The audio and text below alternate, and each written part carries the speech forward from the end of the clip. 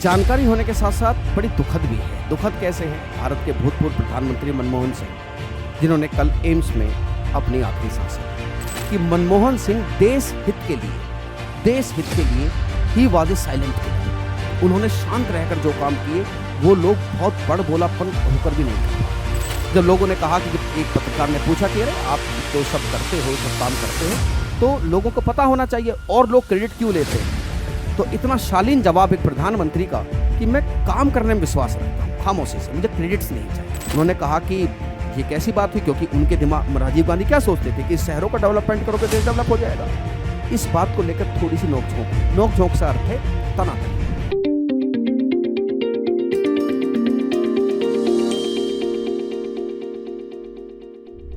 RG ज्ञान सबसे सटीक। नमस्कार, जय हिंद साथियों, स्वागत है आप सभी लोगों का आरजी ज्ञान पर। मैं सुशांत कुमार हाजिर हूँ एक ऐसी चर्चा के साथ जो जानकारी होने के साथ साथ बड़ी दुखद भी है। दुखद कैसे है? भारत के भूतपूर्व प्रधानमंत्री मनमोहन सिंह, जिन्होंने कल एम्स में अपनी आखिरी सांसें ली। परमपिता परमेश्वर उन्हें अपने चरणों में श्री स्थान दे। लेकिन मनमोहन सिंह एक ऐसी शख्सियत थे कि जो बोलने में कम, काम करने में ज़्यादा विश्वास रखते थे। उन्होंने भारत को किस संकट से निकाला और एक ब्यूरोक्रेट होते हुए फिर राजनीति में आए। राजनीति में आने के बावजूद 2 टर्म प्रधानमंत्री की पूरी की। अच्छा, कुछ लोग उनको इसलिए याद करते हैं कि मनमोहन सिंह बड़े शांत स्वभाव के थे, लेकिन मैं आपको बता दूं कि मनमोहन सिंह देश हित के लिए he was a silent killer. उन्होंने शांत रहकर जो काम किए वो लोग बहुत बड़ बोलापन होकर भी नहीं कर पा रहे हैं। एक विद्वान व्यक्ति, बाद में राजनीति में आए, ब्यूरोक्रेट्स रहे और देश को उन्होंने ऐसी संकटों से निकाला जो अगर आज के तारीख में आप दे तो हो सकता है उसके लिए आपको बहुत लंबे चौड़े लोगों की, इंटेलेक्चुअल लोगों की टीम की जरूरत पड़े। वो काम उस बंदे ने अकेले ने करके दिखाया। मनमोहन सिंह एक शानदार शख्सियत, एक शानदार व्यक्तित्व, जिनकी आज हम बात करने जा रहे हैं। मेरे प्यारे साथियों, एम्स में भर्ती हुए, अचानक से बेहोश हुए। उम्र भी 92 ईयर हो चुकी थी। तो इस उम्र में कुछ बीमारियां लगना लाजमी होता है, वो सब चीज़ एक नेचुरल प्रोसेस होता है। तो उसी में तहत उनको कुछ बीमारियां थीं और फाइनली एक दुखद खबर रात ये आई कि भाई अब मनमोहन सिंह जी जो नहीं रहे हैं। आज के इस सेशन में हम समझेंगे कि मनमोहन सिंह कैसे एक ब्यूरोक्रेट से राजनीति में आए और राजनीति से निकलकर कैसे किन किन मुकामों को हासिल कर कर उन्होंने भारत की राजनीति में, भारत की अर्थव्यवस्था के क्षेत्र में अपने इस मुकाम को छुआ। अविभाजित पंजाब में जन्मे 1932 में मनमोहन सिंह बहुत ही विद्वान व्यक्ति के रूप में फेमस थे। उनकी ये जो मेरे पीछे आप तस्वीर देख रहे हो, ये आखिरी तस्वीर अप्रैल वर्ष 2024 की है। जो इसी वर्ष वो राज्यसभा से रिटायर हुए थे और वो व्हील चेयर पर बैठकर राज्यसभा में आए। उनकी इस कर्मठता की, उनके राजनीतिक अनुभव की, संसद में बोलने की, देश को आगे ले जाने की जो उनकी सलाह थी, उनका सम्मान विपक्ष भी खूब करता था। इनका विपक्ष का अर्थ हुआ वर्तमान में सत्तासीन पार्टी बीजेपी और बीजेपी के कद्दावर नेता श्री नरेंद्र मोदी जी। उन्होंने भी मनमोहन सिंह जी की खूब तारीफ की थी और कई बार ऐसे मौके आए जब मोदी जी इस बात को कहने से नहीं चूके कि मनमोहन सिंह जैसे व्यक्ति का अनुभव इस देश के लिए हमेशा काम आएगा, वो एक विरासत के रूप में रहेगा। लेकिन आज उस विरासत की क्षति हुई है और ये भारत में के राजनीतिक विरासत के रूप से देखा जाए तो ये एक अपूर्णीय क्षति है। आज हम उनके जीवन वृत्तांत के बारे में कुछ बातों को जानने की कोशिश करेंगे कि कैसा उनका जीवन वृत्तांत रहा और क्या उनके विचार थे राजनीति को लेकर। प्रधानमंत्री बने तो कभी ना इस बात का गुमान किया कि मैं प्रधानमंत्री हूं, कभी ना इस चीज की वो कोशिश की कि मीडिया में अपनी टीआरपी बढ़ाई जाए। सिर्फ काम किया खामोशी से। जब लोगों ने कहा कि जब एक पत्रकार ने पूछा कि अरे आप तो सब करते हो, सब काम करते हो, तो लोगों को पता होना चाहिए और लोग क्रेडिट क्यों लेते हैं। तो इतना शालीन जवाब एक प्रधानमंत्री का कि मैं काम करने में विश्वास रखता हूं खामोशी से, मुझे क्रेडिट्स नहीं चाहिए। ये थी उनके विशाल व्यक्तित्व की महानता। मेरे प्यारे साथियों, पंजाब में जन्मे मनमोहन सिंह, जो पढ़ाई लिखाई पहले पंजाब यूनिवर्सिटी से हुई, पंजाब यूनिवर्सिटी के बाद कैम्ब्रिज, कैम्ब्रिज के बाद ऑक्सफोर्ड, ऑक्सफोर्ड से डीफिल, फिर पीएचडी और अपनी साधारण पढ़ाई पंजाब यूनिवर्सिटी से शुरू हुई। इस पढ़ाई को करने के बाद वो दिल्ली स्कूल ऑफ इकोनॉमिक्स में प्रोफेसर रहे, यूनाइटेड नेशंस में भी गए एक एडवाइजर के तौर पर। तो उनकी ख्याति एक अर्थशास्त्री के रूप में सबको पता थी कि एक बड़े ही शानदार व्यक्ति हैं और अर्थशास्त्र में बड़ा अच्छा जानते हैं। उन्होंने रिसर्च भी बहुत सारी की थी। रिसर्च पेपर में उनका खास बात क्या थी कि भारत का व्यापार और भारत के इस व्यापार से आगे भारत सस्टेनेबल ग्रोथ को कैसे हासिल करेगा, उनका एक रिसर्च पेपर था। अपने रिसर्च पेपर के बारे में मनमोहन सिंह कहा करते थे कि साहब, भारत के अंतरराष्ट्रीय व्यापारिक संबंधों के बारे में मुझसे ज्यादा कोई नहीं जानता, लेकिन तभी कोशिश होती है कि इस विद्वान व्यक्ति जो एक ब्यूरोक्रेट्स टाइप में है, ऐसे जो एक विद्वान व्यक्ति है, इनको ब्यूरोक्रेसी में लेकर आए। ब्यूरोक्रेसी का अर्थ होता है कि आप किसी पद पर उनको बिठाइए, जो प्रशासनिक पद है, उसमें उनको लाने की कोशिश हुई। तो सबसे पहले वो मिनिस्ट्री में लाए जाते हैं। मिनिस्ट्री में लाने के बाद उस समय एक मिनिस्टर हुआ करते थे ललित नारायण मिश्रा। ललित नारायण मिश्रा साहब जब वो ब्यूरोक्रेसी में आए तो कहा जाता है कि मनमोहन सिंह कहते थे कि भारत के व्यापार के बारे में और भारत के व्यापारिक संबंधों के बारे में और उनसे कैसे भारत के जियोपॉलिटिकल संबंध मेंटेन होंगे, मैं मुझसे ज्यादा कोई नहीं जानता है। कहते हैं कि इस बात को लेकर ललित नारायण मिश्रा साहब से उनकी, ये 1960 का दशक था, थोड़ी सी नोकझोंक हो गई कि भाई एक ब्यूरोक्रेट आदमी ये कह दे रहा है कि भाई मुझसे ज्यादा कोई नहीं जानता। तो उन्होंने कहा कि ठीक है, अब हम आपको जो एडवाइजर के तौर पर मिनिस्ट्री में लाए थे, हम आपको वहां से हटा भी सकते हैं। कहते हैं कि बाद में मनमोहन सिंह भी इस बात का मन बना चुके थे कि ठीक है, जब मेरे विचारों की कोई वैल्यू नहीं है तो आप इतने ईगो पे एकदम से ले गए हो, और मैंने बोला है तो कुछ बेस पर ही बोला होगा। तो वो भी एज ए ब्यूरोक्रेट चीजों को छोड़ने का मन बना लेते हैं। उस समय इंदिरा गांधी जी के सलाहकार हुआ करते थे पीएन हेक्सर। पीएन हेक्सर साहब को आप जानते होंगे, बड़े ही शानदार डिप्लोमेट्स, इंडियन एडमिनिस्ट्रेटिव सर्विसेज के अधिकारी। उनको पता चला कि मनमोहन सिंह चीजों को छोड़ना चाहते हैं। उन्होंने कहा कि नहीं, आप ऐसा काम मत करिए। वो उनको वाणिज्य मंत्रालय में लेकर आते हैं कि आइए, हम आपको यहां लेकर आएंगे, लेकिन आपको ब्यूरोक्रेसी में रहना है क्योंकि आप जैसे व्यक्ति की जरूरत है।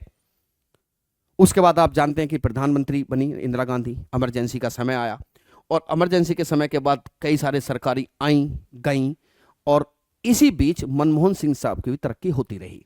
मनमोहन सिंह साहब आरबीआई के गवर्नर बने। इस बीच में गवर्नर बनने के बाद योजना आयोग के उपाध्यक्ष बने। योजना आयोग के उपाध्यक्ष आप सभी समझते हैं, अभी योजना आयोग की जगह नीति आयोग ले चुका है, लेकिन योजना आयोग के अध्यक्ष प्रधानमंत्री होते हैं, और प्रधानमंत्री के बाद जो सबसे बड़ा पद ओहदा होता है योजना आयोग में, वो उपाध्यक्ष का होता है। इंदिरा गांधी साहब की हत्या हुई तो उनके बाद उनके पुत्र राजीव गांधी प्रधानमंत्री बने। राजीव गांधी एक नई विचारधारा के व्यक्ति थे। नई विचारधारा कैसे? लोग ये भी कहते हैं कि भारत में कंप्यूटर लाने का, कंप्यूटर एजुकेशन लाने का जो श्रेय दिया जाता है वो राजीव गांधी को दिया जाता है। राजीव गांधी तकनीकी क्षेत्रों से भी जुड़े हुए थे। उनका पूरा का पूरा ध्यान था इस बात को लेकर कि शहरी इंफ्रास्ट्रक्चर, अर्बन डेवलपमेंट, इस बात को लेकर वो बड़े फोकस थे। उस समय योजना आयोग के उपाध्यक्ष के रूप में थे मनमोहन सिंह। मनमोहन सिंह साहब ने कहा कि देखिए साहब, जब एक मीटिंग बुलाई गई कि भाई आने वाली पंचवर्षीय योजना में क्या करना है ना, हम आने वाले 5 ईयर प्लान में क्या करेंगे, तो योजना आयोग को बुलाया जाता है कि भाई बताइए क्या किया जा सकता है, देश कैसे तरक्की करेगा। तो मनमोहन सिंह साहब जिस प्रोजेक्ट को उनके सामने रख रहे थे वो प्रोजेक्ट था कि देखिए, शहरों का तो ठीक है, लेकिन आप थोड़े से फोकस करिए गांव के डेवलपमेंट्स पर। उन्होंने कहा कि ये कैसी बात हुई, क्योंकि उनके दिमाग, राजीव गांधी क्या सोचते थे कि शहरों का डेवलपमेंट करोगे देश डेवलप हो जाएगा। इस बात को लेकर थोड़ी सी नोकझोंक हुई। नोकझोंक से अर्थ है तनातनी, मतलब एक दूसरे के विचार से सहमत ना होना। और जब प्रेस में गए राजीव गांधी, उन्होंने कहा कि भाई योजना आयोग की बैठक हुई थी, 5 वर्षीय योजना के बारे में आप क्या, आपकी प्लानिंग्स हैं, टेल अस, हमें बताइए। तो उन्होंने कहा कि योजना आयोग में सभी लोग जोकर बैठे हैं। यानी कि अब इसमें डायरेक्ट इनडायरेक्ट कहा जाए तो एक तरीके से मनमोहन सिंह साहब को क्या कहा, जोकर कहा। इस बात से मनमोहन सिंह काफी खिन्न हुए कि भाई ऐसा कैसे कोई गैर जिम्मेदाराना बयान दे सकता है कि आप योजना आयोग के उपाध्यक्ष और पूरे योजना आयोग को जोकरों की टोली बता रहे हो। कहते हैं कि उन्होंने पूरा मन बना लिया कि भाई अब मैं इस योजना आयोग में नहीं रहूंगा। लेकिन तभी उनके एक साथी कहते हैं कि देखिए मनमोहन सिंह जी, आपके अनुभव की, आपके ज्ञान की और जो आपकी विचारधारा है उसकी इस देश को जरूरत है। तो कहते हैं कि इस बात से होकर उन्होंने कहा कि चलो ठीक है, मैं अपना पद नहीं छोड़ता हूं। यह था राजीव गांधी और मनमोहन सिंह जी के बीच में। मेरे प्यारे दोस्तों, यह वो समय था जब भारत में सरकारें, केंद्र में सरकारें, कहते हैं कि गठबंधन की सरकारों की धीरे धीरे नींव पड़ने लगी थी। इससे पहले आप बहुत ज्यादा गठबंधन की सरकार नहीं देखते हैं, जनता पार्टी की सरकार को देख दे, छोड़ दें तो। इसी क्रम में भारत के प्रधानमंत्री बने नरसिम्हा राव। नरसिम्हा राव इंदिरा गांधी के समय से ही एक बहुत ही शानदार कैबिनेट में भी रहे थे। उन्हें बहुत चीजों का अनुभव था, बहुत सारी मिनिस्ट्री उनके पास रही थी। बहुत सारी मिनिस्ट्री रहने के बावजूद अगर उन्हें किसी चीज का अनुभव नहीं था, वो अनुभव नहीं था वित्त का। और उस समय यूजीसी के भी एक पद पर मनमोहन सिंह थे, यूनिवर्सिटी ग्रांटेड कमीशन जो है उसके पद पर भी थे। तो बात ये निकल कर आई कि जब नरसिम्हा राव जी की सरकार बनी तो नरसिम्हा राव जी को इनके सेक्रेटरी नवीन चंद्रा एक लेटर लिखते हैं। लेटर में लिखा था कि देखिए साहब, आप सत्ता संभाल रहे हो, वेल विशेस, बट देश में इस समय आर्थिक हालात ठीक नहीं है। हमें एक ऐसे आदमी की जरूरत है कि जो आदमी इन सब चीजों से निकाल सके। उन्होंने कहा कि भाई कोई एक ऐसा आदमी सुझाओ कि कौन है वो शख्स जो देश की इकोनॉमी को आगे ले जा सकता है। इसी क्रम में आगर आए पीसी अलेक्जेंडर, जो एक सीनियर डिप्लोमेट थे भारत के। वो आगे आते हैं और बहुत लंबे समय तक नरसिम्हा राव साहब के साथ काम कर रहे थे सलाहकार के रूप में। पीसी अलेक्जेंडर साहब ने एक नाम सुनाया, इंदिरा प्रसाद गोवर्धन भाई पटेल का, जिन्हें आईजी पटेल कहा जाता है, कि आप आईजी पटेल साहब को क्यों नहीं वित्त मंत्रालय सौंप देते। आईजी पटेल साहब बड़े शानदार इंडियन इकोनॉमिस्ट, जो विदेशों में प्रोफेसर्स भी रहे, भारत में बहुत सारे पदों पर रहे, बहुत शानदार अर्थशास्त्री थे। उन्होंने कहा कि देखिए साहब, बात ऐसी है कि मैं आपका वित्त मंत्रालय संभाल नहीं सकता हूं, जिसके पीछे के मेरे अपने कारण हैं। क्या कारण है कि मेरी माताजी बीमार रहती हैं और मैं वडोदरा में रहता हूं, तो मुझे कोई खास रुचि नहीं है वित्त मंत्रालय संभालने में। इस बात को आप मेरी अदरवाइज नहीं लीजिएगा। तब नरसिम्हा राव के सामने एक समस्या है कि भाई फिर किसको वित्त मंत्रालय दिया जाए। तब पीसी अलेक्जेंडर साहब ने एक नाम और सुझाया कि आप मनमोहन सिंह जी के नाम का विचार क्यों नहीं करते। कहते हैं कि मनमोहन सिंह जी के नाम का विचार हुआ और शपथ लेने में कुल 3 घंटे बचे हुए थे। मनमोहन सिंह जी कहते हैं कि उस समय सो रहे थे, उनके पास फोन आया नरसिम्हा राव साहब का। नरसिम्हा राव साहब ने कहा कि मनमोहन सिंह, मैं आपको वित्त मंत्री बनाना चाहता हूं। भाई अब अचानक से कोई किसी के पास ऐसा फोन आया तो ऑब्वियस बात है, शौक होना लाजमी बात है। फाइनली वित्त मंत्री के तौर पर उन्होंने शपथ ली और नरसिम्हा राव साहब ने कहा कि देखो, आपको करने हैं रिफॉर्म। भारत फंसा हुआ इकोनॉमिकल क्राइसिस में, आपको रिफॉर्म करने हैं। अगर रिफॉर्म अच्छे गए तो श्रेय हम दोनों को, जो कि गए। बाद में उन्हीं के रिफॉर्म्स को राव मनमोहन रिफॉर्म्स के नाम से जाना गया। और अगर आप फेल हो गए तो सिर्फ आपको जाना पड़ेगा। मतलब कामयाबी हुई तो हम दोनों की है, और अगर असफलता हाथ लगी तो बात साहब आप समझ लोगे, फिर आप ही को जाना पड़ेगा। इससे मेरा कोई लेना देना नहीं होगा। बहरहाल मामला रिस्की था। वित्त मंत्री के रूप में मनमोहन सिंह जी ने शपथ ली। शपथ लेने के बाद जब उन्होंने पहला बजट पेश किया, कहते हैं कि एकदम से नरसिम्हा राव नाराज हो गए कि क्या मैंने तुम्हें इसलिए लाया था कि तुम ऐसा बजट लेकर आओ। उस बजट की शुरुआत ही किस बात से हुई थी कि दुनिया की कोई ताकत उस विचार को आने से नहीं रोक सकती जिसके आने का समय आ चुका है। मेरा कहने का अर्थ है, अगर आप इसको, इस क्लिष्ट भाषा को नहीं समझ पा रहे हैं तो समझिए कि अगर किसी परिवर्तन की समय की जरूरत है और तो उसका विचार आना लाजमी है। ये भूल जाइए कि आप किसी भी प्रकार से उस विचार को रोक सकते हो। इसी बजट में उन्होंने एलपीजी रिफॉर्म्स की चर्चा की थी। यह बड़ा अपने आप में विडंबना है कि आखिरकार पहले बजट में ही क्यों नरसिम्हा राव उनसे नाराज हो गए थे। लेकिन वो बजट आया, और जब वो बजट आया, वो बजट के बाद जो कुछ भारत की अर्थव्यवस्था में हुआ वो सब जानते हैं, है ना। उसे इकोनॉमिक 1991 में जिन्होंने भारत को बदल कर रख दिया, और वो सुधार आए जिन्हें एलपीजी रिफॉर्म्स कहा जाता है। Liberalisation, privatisation, globalisation. लिबरलाइजेशन मतलब लाइसेंसी राज को खत्म करिए। उद्योग धंधे क्यों लगाए आदमी? अगर आपको हर मिनट में आपको लाइसेंस ही देना है, 50 तरह की एनओसी देनी है, तो क्यों लाए? आपके लिए क्यों काम करेगा आदमी? भाई लोग सोचेंगे कि बाढ़ में जाए, क्या मतलब बनता है? 50 तरह की तो एनओसी लेनी पड़ती है। रेड टेपिज्म का जमाना है, लाल फीताशाही, और 50 तरह के लाइसेंस लेने पड़ते हैं। तो इंडस्ट्री आ नहीं रही थी। लिबरलाइजेशन किया गया कि लाइसेंसी राज को लिमिटेड कीजिए, बहुत ज्यादा लाइसेंस नहीं होने चाहिए ताकि इंडस्ट्रीज मोटिवेट हो। फिर लाइफ प्राइवेटाइजेशन, कि क्यों सरकार अपने हाथ में सब कुछ रखना चाहती है, कुछ चीजों को छोड़ भी दीजिए भाई। प्राइवेटाइजेशन दौर शुरू हुआ और भारत की इकोनॉमी को पूरी दुनिया से जोड़ने का प्रोग्राम शुरू हुआ, जिसे ग्लोबलाइजेशन कहा जाता है। रिजल्ट आपके सामने है। उसके बाद भारत की अर्थव्यवस्था, देखिए यूं तो सभी अर्थव्यवस्थाएं थोड़ी बहुत झोल तो चलती ही हैं, लेकिन उसके बाद भारत की अर्थव्यवस्था में कोई इतना बड़ा झोल नहीं देखा गया कि पंगा बहुत लंबा हुआ हो। ठीक है, अप डाउन आते रहते हैं, लेकिन भारत की इकोनॉमी ने उसके बाद ग्रोथ की है, क्योंकि 1991 के हालात ये थे कि हमारे पास विदेशी मुद्रा भंडार लगभग खत्म था। अगर हम ये सब ना करते तो बिना विदेशी मुद्रा भंडार के किसी देश की क्या स्थिति हो सकती है, आप अपने पड़ोसी देश पाकिस्तान में जाकर देख सकते हैं। उसके बाद कहानी शुरू हुई तो मैंने कहा कि सरकारों के उठापटक का दौर चल रहा था। नरसिम्हा राव, अटल बिहारी वाजपेयी जी, पहले 13 दिन के लिए, फिर 13 महीने के लिए, फिर पूरी सरकार बनी अटल बिहारी जी की। उस समय ये विपक्ष में आ गई कांग्रेस। कांग्रेस जब विपक्ष में आ जाती है, 2004 में इलेक्शन होते हैं, शाइनिंग इंडिया का नारा दिया गया। शाइनिंग इंडिया का नारा दिया गया। बीजेपी को उम्मीद थी कि भाई हम दोबारा सत्ता में आएंगे, लेकिन ऐसा हुआ नहीं। सत्ता में यूपीए आया। UPA the United progressive alliance, जिसका मुख्य घटक के रूप में कांग्रेस है। 140-45 सीटों के साथ कांग्रेस आगे आती है।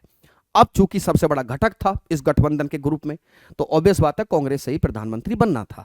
कांग्रेस में उस समय वर्चस्व में थी सोनिया गांधी, तो ऑब्वियस बात है कि सोनिया गांधी को प्रधानमंत्री बनने की कवायद शुरू हुई। उस समय भारत के राष्ट्रपति डॉक्टर एपीजे अब्दुल कलाम अपनी पुस्तक turning points a journey through challenges में लिखते हैं कि हमें तो यह कंफर्म था कि भारत के प्रधानमंत्री सोनिया गांधी बनेंगी, हमने उसी हिसाब का एक लेटर का ड्राफ्ट भी तैयार कर लिया था। लेकिन तभी कुछ गांधी परिवार में कुछ ऐसा हुआ जिसकी वजह से मनमोहन सिंह प्रधानमंत्री बने। हालांकि उनके प्रधानमंत्री बनने को लोगों ने एक्सीडेंटल प्राइम मिनिस्टर तक करार दिया कि भाई बस बन गए हैं। एक्सीडेंटल समझते हैं कि कोई चीज ऐसी जिसकी उम्मीद ना हो और अचानक से हो जाए। क्या हुआ था गांधी परिवार में और कैसे मनमोहन सिंह प्रधानमंत्री बने, इस बात की जानकारी नटवर सिंह की पुस्तक one life is not enough में भी मिलती है।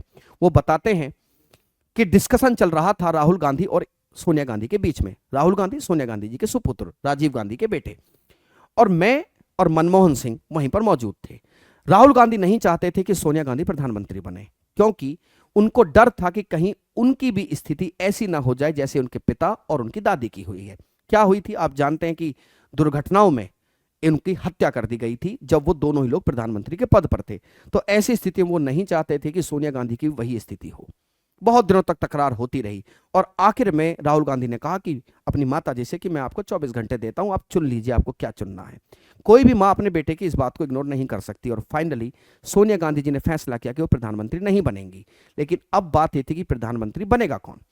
उसी समय यूपी से आने वाले एक सांसद ने सोनिया गांधी जी से कहा कि मैडम आप महान हैं, आप गांधी जी के समान महान हैं। जिस प्रकार आजादी के बाद गांधी जी ने सत्ता में ना आने का फैसला किया था, लेकिन उस समय गांधी जी के पास नेहरू थे, आपके पास आज कोई नेहरू नहीं है। कहा कि नहीं, हमारे पास एक तुरुप के इक्का हैं। ये तुरुप के इक्के थे कौन? ये तुरुप के इक्के थे मनमोहन सिंह, और मनमोहन सिंह जी को प्रधानमंत्री बनाया गया। प्रधानमंत्री बन 2004 में उनकी पहली टर्म शुरू हुई। लोगों को उम्मीद थी कि भाई, आज भी लोग इसी बात को मानते हैं कि बहुत साधारण किस्म के प्रधानमंत्री है, लेकिन मैं आपको बता दूं मनमोहन सिंह जी के समय में भारत की ग्रोथ रेट बहुत ऊंची गई। अर्थव्यवस्था की जो दर, 2008 की मंदी आपको याद होगी, 2008 की मंदी में जब पूरी दुनिया की अर्थव्यवस्थाएं डगमगा रही थी, भारत की अर्थव्यवस्था पर कोई खास फर्क नहीं पड़ा। खास फर्क का कहने का अर्थ क्या हुआ? खास फर्क कहने का अर्थ यह हुआ कि भाई चूंकि जब दौर ग्लोबलाइजेशन का है तो ऑब्वियस बात है सारी इकोनॉमी आपस में जुड़ी हुई है, तो थोड़ा बहुत तो फर्क आएगा। लेकिन इंडियन इकोनॉमी कोलैप्स नहीं करी और इंडियन इकोनॉमी अपनी मजबूती के साथ उसी तरीके से खड़ी रही। सबसे बड़ा झटका पूरे विश्व को तब लगा, खासकर चीन को, जब हमने न्यूक्लियर डील की अमेरिका के साथ। जो सैंक्शंस थे मनमोहन सिंह जी ने वो हटवाए, वो सभी सैंक्शंस, उन सभी सैंक्शंस को मनमोहन सिंह हटवा लेते हैं भारत से। तो ये उनकी एक ऐसी सफलता थी जिससे पूरी दुनिया विश्व चकित रह गया। हालांकि भारत के लोग इस इंपॉर्टेंस को नहीं समझ पाए और लोगों ने इस न्यूक्लियर डील का विरोध करना शुरू किया। तो इस प्रकार मनमोहन सिंह जी की सरकार खतरे में आ जाती है। लेकिन कहा जाता है उसी समय समाजवादी पार्टी के अमर सिंह आगे आए और उनके 19 एमपीज की बदौलत सरकार बच जाती है। इसी दौर में उन पर यह भी आरोप लगते रहे कि मनमोहन सिंह जो हैं वो सोनिया गांधी की कठपुतली हैं। इसमें क्या सच है क्या सच नहीं है, इस बात पर हम कभी फिर बात करेंगे। लेकिन एक बात तो तय थी कि सोनिया गांधी जी का प्रभाव इस दौर में मनमोहन सिंह जी के ऊपर साफ देखा जा सकता था। लोग कहते थे कि प्रधानमंत्री कार्यालय में, पीएमओ ऑफिस में अक्सर वो लोग ज्यादा बैठते थे जो सोनिया गांधी के खास होते थे। हो सकता है, और भारत की राजनीति इस चीज से अछूती नहीं, कभी भी नहीं रही है कि एक व्यक्ति के इन्फ्लुएंस में कभी ना कभी कुछ ना कुछ रहा है। चाहे नेहरू जी से लेकर आज मोदी जी तक देख लीजिए, कहीं ना कहीं सरकार पर किसी एक व्यक्ति का थोड़ा बहुत खास प्रभाव रहता ही रहता है। अब बात 2009 के इलेक्शन की थी। 2009 के इलेक्शन हुए। 2009 तक राहुल गांधी, एक उनका जो राजनीतिक उद्भव था वो ठीक प्रगति पर था, यानी कि कांग्रेस में सोनिया गांधी के बाद नंबर 2 की पोजीशन पर राहुल गांधी आते थे और यह बात तय थी कि हो सकता है राहुल गांधी जी को प्रधानमंत्री बनाया जाए। 2009 में भी यूनाइटेड प्रोग्रेसिव अलायंस जीत कर आगे आता है। जब जीत कर आगे आया तो बात यह थी कि कहा कि भाई अब प्रधानमंत्री बनिए। प्रधानमंत्री बनने को लेकर मनमोहन सिंह जी को यह आशंका थी कि ऐसा हो सकता है कि मुझे थोड़े दिन के लिए प्रधानमंत्री बना दिया जाए, फिर मुझे हटाकर राहुल गांधी के हाथ में कमांड दे दी जाए। उन्होंने कहा कि देखिए, अगर आप मुझे प्रधानमंत्री बनाना चाहते हैं तो आपको हम एक बात बता दें, हमें आप गारंटी दीजिए इस बात की कि मैं अपनी टर्म पूरी करूंगा। राहुल गांधी तो मैं नाम ले रहा हूं, लेकिन किसी भी एक्स व्यक्ति के लिए मुझे प्रधानमंत्री के पद से हटाया नहीं जाएगा। कहते हैं कि राहुल गांधी जी ने वादा किया कि उनका कोई भी इंटरेस्ट प्रधानमंत्री बनने में नहीं है, आप प्रधानमंत्री बनिए। और इस प्रकार पंडित जवाहरलाल नेहरू जी के बाद लगातार 2 टर्म पूरी करने वाले प्रधानमंत्री बने मनमोहन सिंह। हालांकि मनमोहन सिंह जी का जो दूसरा कार्यकाल था, दूसरा कार्यकाल कोई खास सुखद नहीं रहा। उसमें ताबड़तोड़ घोटाले सामने आने लगे। घोटाले सामने आने का रिजल्ट ये निकला कि 2014 में कांग्रेस को सत्ता से जाना पड़ा।